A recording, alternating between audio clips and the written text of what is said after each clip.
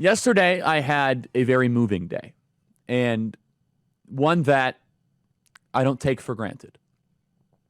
Yesterday, I was in the White House, which thankfully I've been there a few times since President Trump has won the election.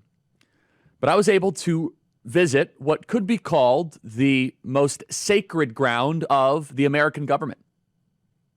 The place where so many decisions have been made, where war has been waged, where the highest decisions of the land culminate. I've been there a couple times before, but visiting it yesterday was very moving. And that, of course, is the Oval Office. Let's please show pictures of this, guys. Walking into the Oval Office and into the cabinet room with President Trump was overwhelming. It was larger than life. Every time I walk into the Oval Office, and it's only been a couple times, it does take your breath away. What President Trump has done with it is remarkable. It has really turned into a museum. I got to see the original copy of the Declaration of Independence. Amazing photos lining the entire Oval, from William Henry Harrison to James Polk. In fact, when President Trump was showing me around, he pointed at James Polk and he says, James Polk is one of the most underrated presidents in history. I said, well, tell me why, Mr. President. He says, well, he didn't do much, except he did add California and Texas. So that's quite a legacy. It's like, I could see the gears grinding there. There is a aura when you walk into the Oval Office, and it was not lost on me how things have changed so dramatically and how we should be filled with gratitude and awe and wonder to Lord Almighty. The mystique that you get when you enter into the Oval Office, it is larger than life. It is one that is sacred ground in our nation. Today is Thursday, May 29th. Exactly 1 year ago today, President Donald Trump's jury deliberations started in the criminal trial in New York. Exactly 1 year ago today, President Trump was in what he called the icebox. Remember, they had quarantined President Trump where he could not raise money. He could not travel the country. He could not campaign. The trial began on April 15th, 2024. And it ended on May 30th, 2024. I want you to think about where we were a year ago. A year ago, Biden was beating President Trump in many of the polls. A year ago, our border was completely and totally wide open. President Trump was largely gagged by the judge. President Donald Trump turned those press gaggles into campaign opportunities, which was incredibly impressive. Remember these famous pictures of President Trump who had to sit through this ridiculous Moscow show trial. And the people on the left thought they had him dead to rights. They thought the movement would betray him. They thought putting him in a courtroom, which was only happening a year ago today. It feels like it's been 5 years. And then tomorrow will be the 1 year anniversary of when he's actually, quote unquote, found guilty on the fake 34 accounts. A year ago, the media insisted that Biden was still totally healthy. And it was misleading videos and cheap fakes that were suggesting otherwise.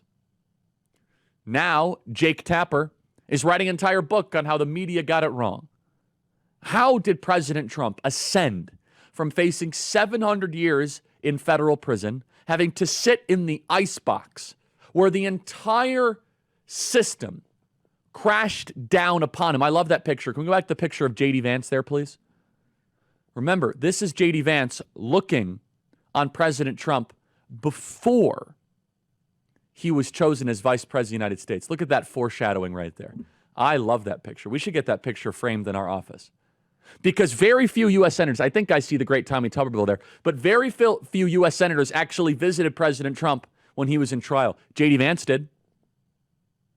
Here's just some of the media commentary of what was happening a year ago. There were cheers in the Biden headquarters when President Trump was found to be a felon. Remember, we were still running against Joe Biden a year ago. Play cut 307. Our team has heard that there were cheers inside the Biden headquarters in Wilmington as the verdict was read. Look, President Biden has been very careful in the last weeks not to comment on this trial. That, I have been told, will now change now that we have a verdict. Obviously, these guilty verdicts are a political gift to Democrats, a political gift to the president. He is now running against a convicted felon. They really thought it was going to work. They were all in on, hey, we can now change the title on his driver's license, convicted felon President Donald Trump. They spent millions to try to get that soundbite, convicted felon. Remember when James Comey was saying they could accommodate the incarceration of a sitting president? They'd kind of figure out there's got to be a way to do this security-wise.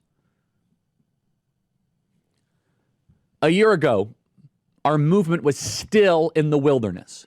But we had a leader, and we had you. As I walked into the Oval Office yesterday, I was so thankful for all of you that stood by this program and were in the trenches the last couple of years. Not just was President Trump on trial a year ago, think about 3 years ago. Think about the spring of 2022. We didn't have access to most social media. X and the Twitter thing was just finally popping up and finally happening. We were censored. We were muzzled. We were in the wilderness. And to march all the way back to the Oval Office is awe-inspiring, and it takes your breath away. It goes to show, despite all of the machinations of the unelected administrative state. And look at that contrast. We should tweet that out, guys. How a year ago you're in a courtroom and a year later you're in the cabinet room. From the courtroom to the cabinet room. And they did everything they possibly could to stop that from happening. They tried to humiliate him by making him sit there and read off all the charges and all the testimonies. They were trying to break the will of all of you, and yet they underestimated the strength and the durability and the anti-fragile element of this movement. The more pressure that was applied to all of you, the more pressure that was applied to us, the stronger we got. It is a very unique American phenomenon. You do not find this in most European countries. You do not find this in most places across the world. The goal was to demoralize us and to get us to give up. Instead, we rallied to greater heights than ever before. Where people are going to say, this is outrageous. You're going to try to put a political leader in prison because you're afraid that he'll beat you in an election. And it turns out all of their fears were warranted. It turns out they were right to do this in a sense. From politics, it was wrong morally. But if they could try to prevent him from running because they knew that the movement was coming, because they could not win you over. They could not win the debate. They could not win on the facts. They could not win on the merits. They had to use leg irons, handcuffs, shackles, courtrooms, and prison sentences. So it's not a straight line for President Trump to fulfill his mandate. There will be setbacks, injunctions, political and cultural brawls, but there's a big difference. Now we have the power. And a year ago, he was in a courtroom, and Biden was chuckling, eating his ice cream, not really sure what was going on. And now we have President Trump in the Oval Office, full steam ahead, and now the Democrats are in the wilderness. 'Cause the flag still stands for freedom, and they can't take that